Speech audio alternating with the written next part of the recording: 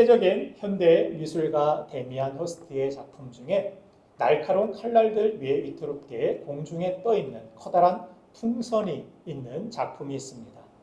작품명은 사랑의 취약성인데 바람이 조금만 불어도 이 날카로운 칼날에 찔려서 순식간에 터져버릴 것 같은 위태로운 불안한 마음, 그 사랑의 연약함을 표현한 작품이라고 합니다. 이 작품은 인간의 연약한 사랑을 표현할 뿐만이 아니라 어쩌면 세상 속에서 치열하게 버텨내고 또 살아내는 우리 마음의 상태일 수도 있다고 생각합니다. 건강도 직장도 인간관계도 칼날 위에 저 풍선처럼 조금만 삐끗하면 터질 것 같은 불안감이 늘 우리에게 다가옵니다. 오늘 본문은 우리가 너무나도 잘 아는 탕자의 비유입니다. 대개 우리는 이 본문을 보면 돈을 탕진하고 돌아온 둘째 아들의 이 도덕적인 이 타락과 그를 용서하신 아버지의 사랑에만 주목할 때가 있습니다. 그래서 이 말씀은 믿지 않는 탕자와 같은 세상 사람들이 듣고 돌아와야 할 세상 밖의 사람들의 그를 향한 말씀으로 생각을 합니다. 그런데 조금 더 깊이 들어가 보면 사실 이 말씀은 하나님 안에, 교회 안에 믿는 자들을 향한 우리를 향하여 주시는 주님의 말씀임을 깨닫게 됩니다. 이 말씀은 이미 구원받고 하나님의 자녀된 성도들이 듣고 돌이켜야 되는 말씀이라는 사실입니다. 여러분들 오늘 이 본문 말씀에 보면 작은 아들이 탕자라 불리게 된 이유를 무엇이라고 여러분들은 생각하십니까? 그가 밖에 나가서 아버지의 돈을 낭비해서일까요? 아니면 집을 나가서 못된 친구들과 창기와 어울려서일까요? 아닙니다. 둘째 아들이 탕자인 이유는 그에게 모든 것을 풍성하게 소유한 아버지가 있었지만 탕자는 아버지가 없는 사람처럼 아버지를 없이 여기며 세상 밖으로 나가 살았기 때문에 탕자인 것입니다. 돈을 잃어버려서가 아니라 흥청망청 죄짓고 살아서가 아니라 아버지가 있음에도 불구하고 아버지가 없는 사람처럼 세상 밖에 나아가 살았던 삶, 그것이 탕자라는 것을 알 수 있습니다.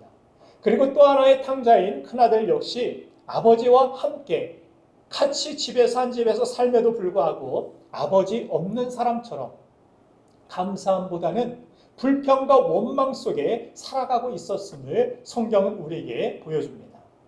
얼마 전에 위기에 처한 부부들이 나와서 전문가들의 솔루션을 받는 이혼 숙녀 캠프라는 프로그램을 본 적이 있습니다. 거기에 목회자 부부가 출연해서 저의 이목을 끌었는데 목회자도 사람인지라 오죽하면 비난을 감수하고 용기를 내어서 도움을 청하러 이 프로그램에 나왔을까 하는 그런 안타까운 생각이 들면서도 또 한편으로는 사회에 선한 영향력을 주어야 할 목회자가 이혼하려면 혼자 조용히 하지 무슨 문제길래 여기까지 나온 걸까 하는 그런 생각에 안타깝기도 하고 조금은 부끄러운 마음으로 지켜보게 되었습니다. 그런데 한 사람의 크리스찬으로서 또 한 사람의 목회자로서 정말 부끄러웠던 것은 이 이호선 상담가가 던진 이 말 때문이었습니다. 목사님이시면 기독교인이신 거죠? 그런데 왜 신이 없는 사람처럼 삽니까? 라는 질문이었습니다. 왜 하나님이 없는 사람처럼 혼자 세상 슬픔을 다 짊어진 것처럼 자기 연민에 빠져서 다른 사람의 아픔은, 아내의 아픔은, 주변 사람의 고통은 바라보지도 못하고 자기 인생만 비참하다라고 생각하면서 불행하게 그렇게 하루하루를 사느냐고 그렇게 이야기한 것입니다. 아마 이호선 이 상담가 남편분도 목회자여서 속상한 마음에 그랬는지 좀 날이 선 질문을 던졌는데 저는 이 질문이 그 방송에 출연한 단지 목사님 한 사람만을 향한 질문이 아닌 일주일 1시간 겨우 우리가 이렇게 모여서 예배를 드리고 일주일 내내 세상에 나아가서 염려와 두려움에 사로잡혀 사는 이 시대의 모든 크리스찬을 향한 질문이라고 생각을 했습니다. 오늘 본문을 보면 작은 아들은 모든 것을 공급해주는 아버지가 곁에 있었음에도 그에게 있었음에도 불구하고 마치 아버지가 없는 사람처럼 살기 위하여서 먼 나라로 떠나는 선택을 했습니다. 그러나 그곳에서 그가 얻은 것은 참된 자유와 행복이 아니라 가짜 자유로부터 온, 가짜 즐거움으로부터 온 영적인 또 육적인 파산이었음을 성경은 말씀합니다. 하나님 아버지를 믿지 못하고 아버지 없는 사람처럼 살면 결국 남는 것은 두려움과 허무 그리고 실패만 남게 된다라는 사실을 보여주는 것입니다. 그러나 언제든 아버지 품으로 돌아오기만 하면 참된 평안과 온전한 회복의 은혜를 주신다라는 사실, 이것이 바로 복음인 것입니다. 아버지는 작은 아들이 돌아온 기쁨에 그에게 제일 좋은 옷을 입히고 손에 가락지를 끼우고 살찐 송아지를 잡아서 기쁨의 잔치를 벌이는 것이 바로 그 증거입니다. 주님이 우리를 기다리신다는 증거입니다. 그런데 집 밖에서 이 잔치 소리를 들은 큰아들이 갑자기 분노하며 아버지에게 이렇게 따져 묻습니다. 오늘 본문이 누가복음 15장 29절과 30절 말씀을 같이 한번 읽어보겠습니다. 시작.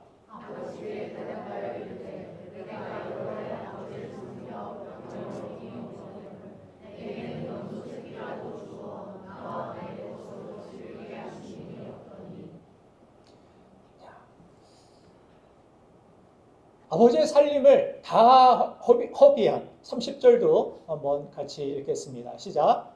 아버지의 살림을 자녀들과 함께 삭삭거리 이야기 누가오매 이를 위하여 살찐 송아지를 사주셨나이다. 그날은 지금 아버지의 재산 탕진한 그 아들을 위하여서 살찐 송아지 잡는 것, 이것은 공평하지가 않습니다. 내가 이를 집에서 얼마나 성실하게 하며 아버지를 지금까지 섬겼는데 나는 집 밖에 떠난 적도 없고 집 안에서 정말 아버지를 위하여 열심히 일했는데 그렇게 봉사했는데 동생에겐 송아지 잡아주고 열심히 봉사하고 섬긴 나에게는 염소 새끼 한 마리도 안 잡아주는 것, 그것이 불공평한 일 아닙니까? 하며 분노하고 있다는 것입니다. 지금 큰형이 아버지를 대하는 태도는 마치 악덕 고용주에게 착취당한 염전 노예와 같은 모습, 그렇죠? 종의 모습입니다. 오늘 보면 누가복음 15장 21절을 보면 작은 아들은 집에 돌아오기가 염치가 없어서 무엇이라고 이야기합니까? 나를 품꾼의 하나로 보소서, 이렇게 이야기하면서 아버지의 아들이라 일컬음을 감당하지 못하겠나이다. 나를 종으로 여기소서. 아들이 아닌 종으로 여겨달라고 이야기했을 때 아버지는 누가복음 15장 24절에서 이렇게 말씀하십니다. 같이 읽겠습니다. 시작. 네 아들은 죽었다가 다시 살아났으며 내가 잃었다가 다시 얻었노라 하니. 아멘. 아멘. 자, 아버지는 내가 아무리 탕자로 살았어도 너는 여전히 내 아들이라 선언하고 계십니다. 너 품꾼 아니야. 내가 어떤 상황, 어떤 형편이 있어도 너는 내 아들이야. 오늘도 이 하나님의 사랑의 음성이 우리의 심령에 들려지기를 주님의 이름으로 축복합니다. 우리가 탕자와 같이 살았어도, 내가 죄가 많아도, 내가 연약하고 모든 것을 다 잃었어도 아버지는 나를 향하여서 너는 내 아들이야, 너는 내 딸이야. 하나님은 오늘도 이 말씀을 통하여 우리에게 말씀하시는 줄로 믿습니다. 그렇게 하나님이 나를 자녀로 선언하신 것입니다. 그런데 큰 아들은 아버지와 같이 가까이 살면서도 아들이 아닌 주인과 종의 관계처럼 내가 이만큼 했으니 당신도 이만큼 내놓는 게 당연하지 않습니까? 공평만을 따지고 있습니다. 여러분들, 자녀와 부모의 관계 가운데 공평이 어디 있습니까? 항상 손해보는 건 부모죠. 항상 이해하고, 그게 무엇 때문입니까? 아들이 종이라 그렇습니까? 아들이 아들이라 그렇고 딸이 딸이라 그렇지 않습니까? 자녀이기 때문에 여기에서 공평을 따질 수가 없습니다. 이만큼 했으니 너는 이만큼 내놔야 돼. 이런 거래가 성립되지가 않습니다. 사랑의 관계 속에서. 하나님이 독생자를 내어주신 것, 독생자 내어줬으니까 너는 이만큼 해. 하나님이 그렇게 말씀하시지 않습니다. 우리가 헌신하는 이유, 우리가 헌금하고 우리가 예배하고 우리가 봉사하고 우리가 전도하고 선교하는 이유, 이게 의무, 어떤 회사에서 나에게 맡겨진 어떤 작업이기 때문에 우리가 꼭 해야만 되는 어떤 의무이기 때문에 하고 있습니까? 목회자도 마찬가지죠. 성경에서 삭군이라 불리는 이유. 삭군은 어떤 때 쓰이는 이야기입니까? 돈 받고 그 대가에 맞게 그 정도 일하는 것. 우리는 삭군이 되어서는 안 됩니다. 저도 늘 생각하지만 사례비나 사람들의 어떤 칭찬이나 인정이나 박수나 내 영광이나 내 이름이 높아지는 것이나 이런 걸 생각하면 삭군이 될 수밖에 없습니다. 내 이익 쫓아서.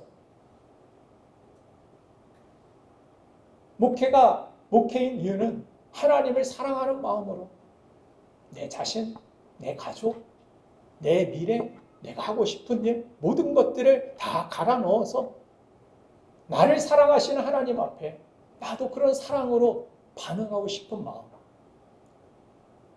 그런 목회, 그런 섬김, 그런 성도가 돼야 되는데 오늘 우리의 신앙생활, 우리의 삶을 바라볼 때 우리는 마치 큰아들과 같이 하나님 내가 얼만큼 봉사하고 얼만큼 헌신했는데 왜 나를 이만큼 안 도와주고 이만큼 나에게 대가가 돌아오지 않는 것입니까? 이거 불공평합니다, 하나님. 내가 왜 이 질병을 가져야 되고 내가 이 어려움을 당해야 되고 내가 이 경제적인 어려움을 내가 받아야 되는 것입니까? 내가 뭘 잘못했습니까? 나는 아버지 곁에서 성실하게 교회도 열심히 다녔고 예배도 열심히 드렸고 헌신도 열심히 하면서 하라는 것 다 했는데 아버지는 나를 도와주지 않고 염소 새끼 한 마리도 잡아주지 않는 분 같습니다. 그 당연한 것도 내어주지 않는 당신은 악덕 기업주와 같습니다라고 그는 파업에 들어간 것입니다. 교회를 다니다 보면은 교회가 나를 때로 중요하게 생각하지 않는 것 같을 때가 있습니다. 새신자만 막 생각해 주는 것 같고 나는 뻗어는 보리자루와 같이 나는 교회에서 신경도 안 쓰는 것 같고 목사님은 나를 안 챙겨주는 것 같고 서운한 섭섭한 마음이 들 때가 있죠. 나는 염소 새끼 한 마리도 염소탕 한 그릇도 대접해 주지 않은 것 같은데 이 복날에 나는 열심히 얼마나 교회에서 봉사하고 섬겼는데 걸맞는 대우를 해주지 않는 것 같아서 그 섭섭함에 신앙의 파업에 들어가는 사람들도 이와 같이 하나님을 아버지로 대하며 하나님과의 관계 속에서 헌신하고 섬기고 신앙생활하지 않은 형과 같은 문제라고 판단할 수 있습니다. 저는 여러분들이 교회도 남의 집 종처럼 불평과 원망으로 섬기지 않길 원합니다. 저는 여러분들이 교회의 머리 대신 주님을 사랑하고 교회를 내 집처럼 내 몸처럼 주인의식을 가지고 사랑하며 섬기기를 간절히 바랍니다. 그렇게 섬기면 원망이 없습니다. 서운함이 없습니다. 우리 주영이 목사님이 우리 집에 와가지고 청소를 안 해줘서 섭섭했던 적이 있어요? 왜 없을까요? 이게 내 집인데 내가 치우는 게 당연하지 뭐. 누가 안 도와준다고 해서 누가 뭘 안 준다고 해서 섭섭하지 않습니다. 내 집 내가 치우는 거고 당연히 그냥 해야 되니까 그냥 하는 거고. 그런데 우리가 뭔가를 내가 주인의식이 없을 때에는 이거 남이 해야 되는데 저 사람이 해야 되는데 이 사람은 왜 나를 안 도와주고 이 사람은 왜 나를 이렇게 안 해주고 나에게 이런 이익을 안 가져다 줄까? 이런 섭섭함. 그래서 알바와 이 주인의 마음은 동상이몽이라고 여러분들 전에도 설교를 하지 않았습니까? 주인의식을 가지고 섬기는 마음과 남의 집처럼 종처럼 섬기는 마음은 다를 수밖에 없다라는 것입니다. 누가 감사가 크겠습니까? 누가 사랑이 크겠습니까? 하나님도 아시는 것입니다. 탕자의 비유에서 그래서 진짜 문제는 집을 나갔느냐 안 나갔느냐 어떤 장소의 문제가 아니라는 것입니다. 아버지를 신뢰하며 사느냐 그렇지 않느냐의 믿음의 문제라는 것입니다. 정작 큰아들은 아버지와 가까이 살면서도 또 입으로는 나의 아버지라고 그렇게 불렀지만 실제로는 종처럼 자신의 이익과 손해만을 따지면서 아버지를 대했다는 사실입니다. 이 큰아들은 염소 새끼 한 마리, 송아지 한 마리 이것 가지고 불평할 그런 사람이 아니었습니다. 이미 부자였습니다. 아버지와 아들과의 관계로도 부자였지만 부자인 아버지를 둔 덕분에 이 모든 자신이 살고 있었던 터전이 모두 자신의 것이었음을 아버지가 그렇게 알려주고 있습니다. 그런데 지금 그의 불평은 염소 새끼 한 마리나 살찐 송아지 그거에 집중하면서 그거 나에게 준 적 없다고 원망과 불평만 쏟아내고 있습니다. 그렇게 아버지 없는 아들처럼 원망하는 아들을 향하여서 아버지는 이렇게 이야기하죠. 누가복음 15장 31절 말씀 본문 같이 읽겠습니다. 시작.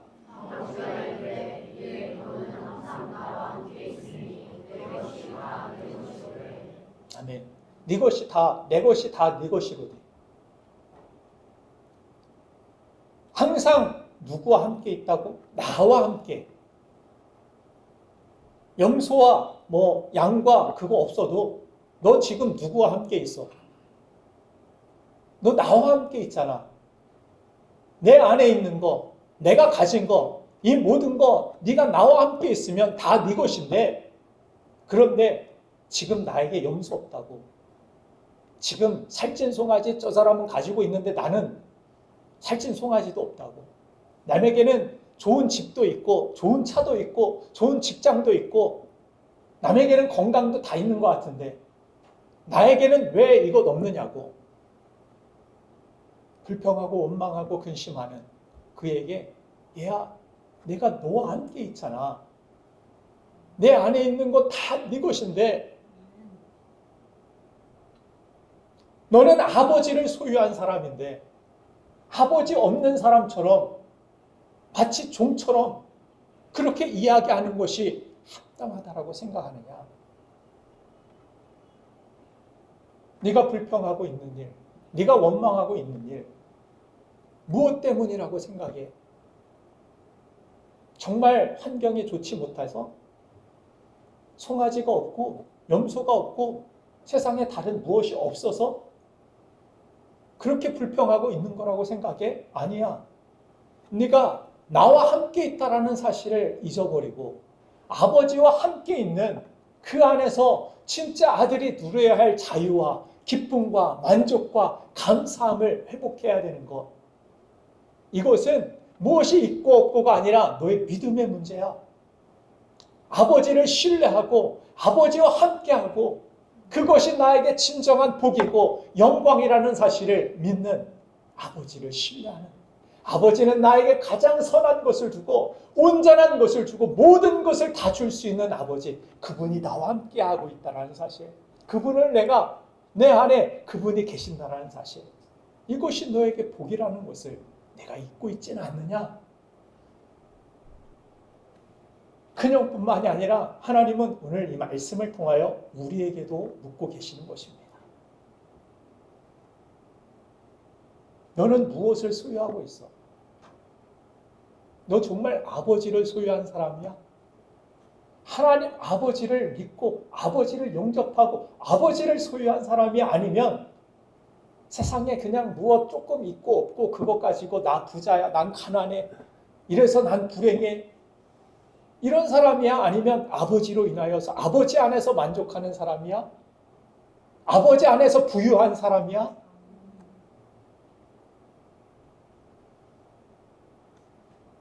아버지 안에서 부유하니까 사방이 막히고 둘러싸여도 찬송할 수 있습니다. 감사할 수 있습니다.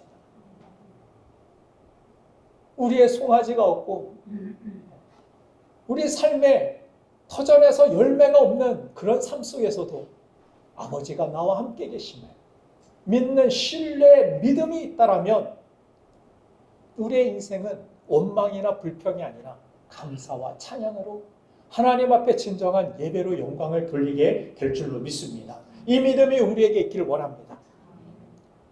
창세기 15장을 보면은 15장 1절에서 하나님께서 두려움에 근심하고 있었던 아브라함에게 나타나셔서 이렇게 말씀하십니다. 아브라함아, 두려워하지 말라. 나는 내 방패야. 너의 지극한 큰 상급이야. 이렇게 말씀하셨습니다. 전능하신 하나님께서 직접 내가 너의 방패가 되어줄게. 내가 너의 큰 보상이 되어줄게. 이렇게 약속하신 것입니다. 이 말씀을 듣는다라면 아브라함이 할렐루야 감사합니다. 이러고 모든 불안이 눈 녹듯이 사라져야 될 텐데 그렇지 않습니다. 이어지는 창세기 15장 2절 3절 말씀을 한번 같이 읽어보겠습니다. 시작. 아브라함이 이르되 주여 여호와여 무엇을 내게 주시하나이까 나는 자식이 없사오니 나의 상속자는 이 하나님의 사람 내게 주시리라. 아브라함이 또 이르되 주께서 내게 씨를 주지 아니하시니 내 씨에서 어디든가 내 상속자가 될 것이니라. 아브라함아, 내가 너에게 보상 주고 내게 너의 방패가 되어주고 보호하고 너를 지켜주고 약속한 그 땅으로 너를 인도할 거야. 하나님 말씀하셨는데 아브라함의 대답을 보면 왠지 삐딱하게 부정적인 그런 대답으로 아브라함이 또 이르되 주께서 내게 씨를 주지 아니하셨으니 내 집에서 길린 자가 내 상속자가 될 것입니다. 나 이스마엘 만들어낼 거예요.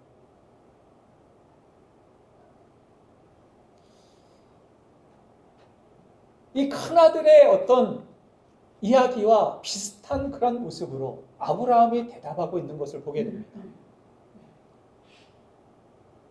여러분들, 믿음의 조상이라 불리는 아브라함도 이와 같이 흔들리고 이와 같이 부정적인 마음, 하나님을 신뢰하지 못하는 그런 모습으로 서 있을 때가 있었습니다. 여러분들 이 말씀을 듣고 그래 나는 막 탕자와 같이 나는 안 되는 사람이지 뭐 내가 그렇지 뭐 이렇게 여러분들에게 하나님께서 실망하라고 주시는 말씀이 아닙니다. 아브라함이 언제 진정한 하나님께서 그의 믿음을 인정하시고 하나님께서 그에게 진정한 하나님의 축복을 주신 줄 아십니까? 이 이후에 4절에 보면은 하나님께서 이 아브라함을 밖으로 손을 붙잡고 나가셔서 텐트 밖에서 장막 밖에서 하늘을 보라. 하늘의 별들 봐. 네가 셀 수 있냐? 바닥에 있는 모래들 봐. 네가 셀 수 있어? 이런 질문을 하시죠. 왜 갑자기 별 보여주시고 모래 보여주시면서 이런 질문을 하셨을까요? 그거 세라고? 셀 수 있습니까? 예전에 세려고 해봤어요. 저도 어렸을 때. 세지지가 않습니다. 세는 일이 그냥 무의미한 일이고, 그죠? 그거 세서 뭐 할 겁니까? 우리의 염려, 우리의 걱정도 마찬가지입니다. 우리는 이것저것 미래를 생각하고 내다보면서 여러 가지 이러면 이럴 거야, 저러면 저럴 거야 하면서 마치 모래를 세듯 별을 세듯 추측하고 그거 세다가 포기하고 한숨만 쉴 때가 얼마나 많이 있습니까? 그런데 그 하나님께서 보여주시면 세봐. 아브라함은 나는 셀 수 없습니다라는 그런 생각을 가졌을 것입니다. 그러면서 깨달은 거죠. 하나님이 주시는 약속의 씨앗, 아브라함의 주시고자 하시는 하나님 약속하신 그 말씀의 씨앗인 이삭, 아들의 축복, 후손의 축복은 내 힘과 내 능력으로 내 육신적인 어떤 재능과 그런 에너지를 가지고 낳는 것이 아님은, 하나님 주신 말씀은 내가 이룰 수 있는 것이 아니라 하나님이 이루신 거야. 이 불가능한 그 모든 것들을 통하여서 아브라함이 내가 해도 안 되는 일이 있구나, 내 힘으로 이것이 될 수 있는 것이 아니구나 라고 깨닫고 하나님 앞에서 자신의 가능성을 부인하고 부정합니다. 그리고 하나님이 하실 것입니다. 하나님께 모든 미래를, 모든 것들을 통째로 맡기고 그는 이제 근심하지 않고 두려워하지 않습니다. 그저 하나님을 신뢰하며 하나님을 찬송합니다. 하나님을 예배할 뿐입니다. 하나님을 신뢰하며 믿고 따라갈 뿐입니다.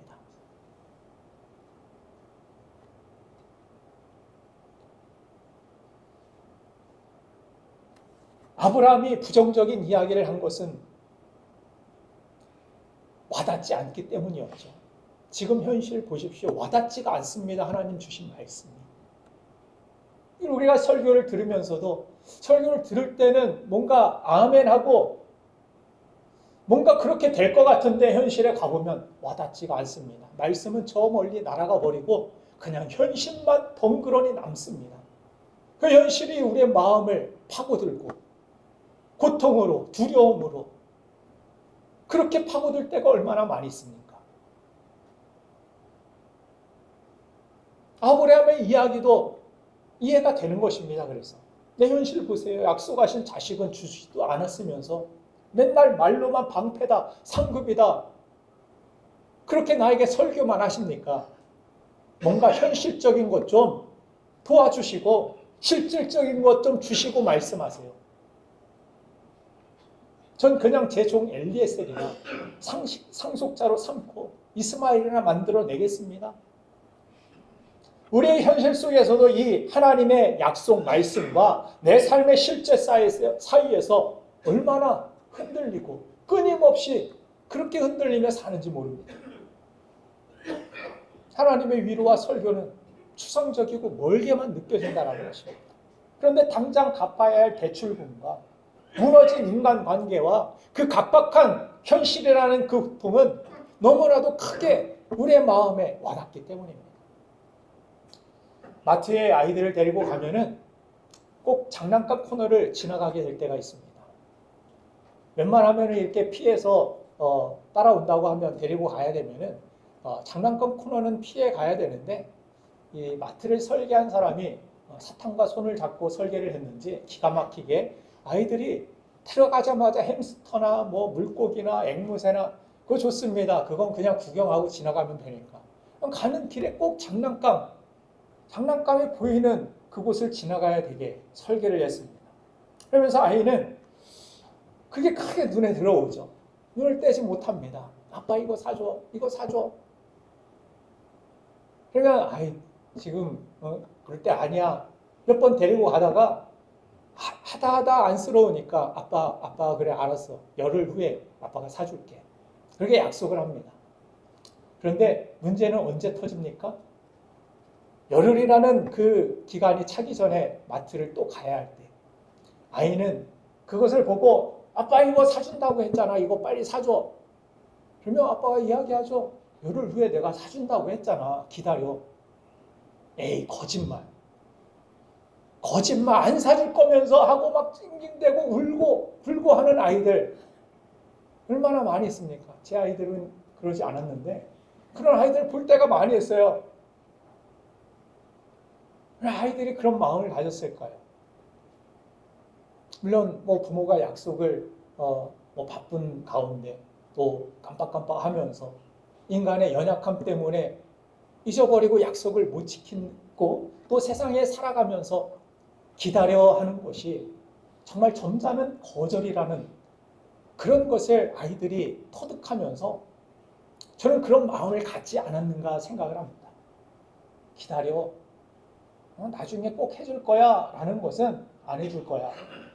그때 내가 가봐서 상황 봐서 안 되면 안 되는 거고 그런 불안한 감정 가운데서 하나님 앞에 나아갈 때도 우리는 똑같이 하나님 말씀을 들으면서도 약속한 그 말씀이 성취되기까지 기다리지 못합니다.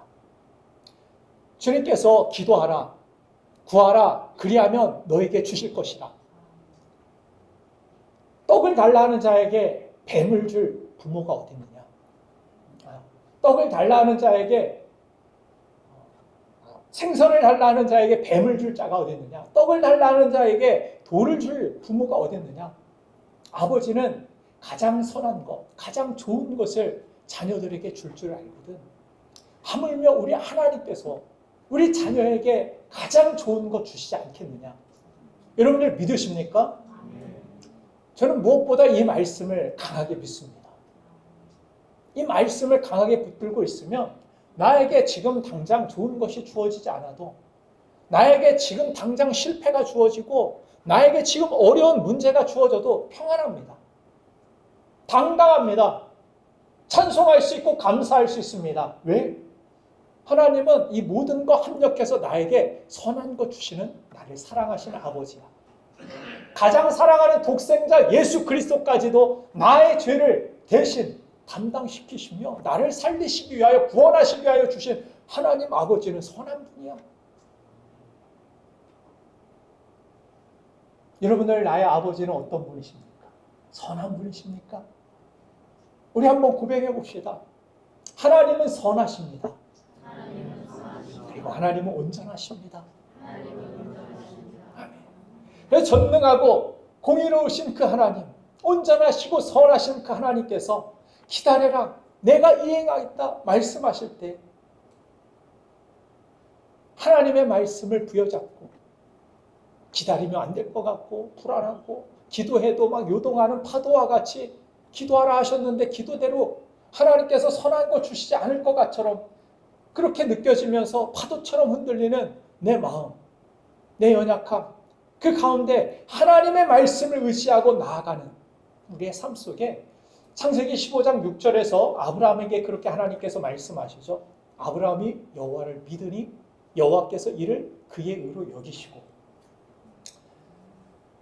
아브라함이 믿었다라고 이야기하는 것은 지금 주님이 주실 줄 믿습니다 라고 맹목적인 어떤 확신을 했다라는 것이 아닙니다.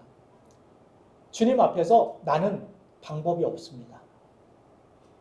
나는 하나님 약속하신 그 말씀 지켜낼 힘도, 또 내가 내 힘으로, 내 능력으로 자녀를 만들 그런 힘도, 그런 나이도 아닙니다. 나는 무능합니다.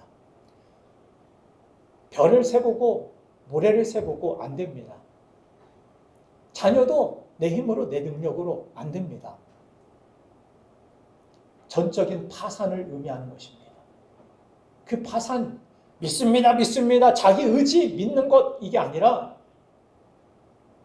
하나님 앞에 나는 안 됩니다.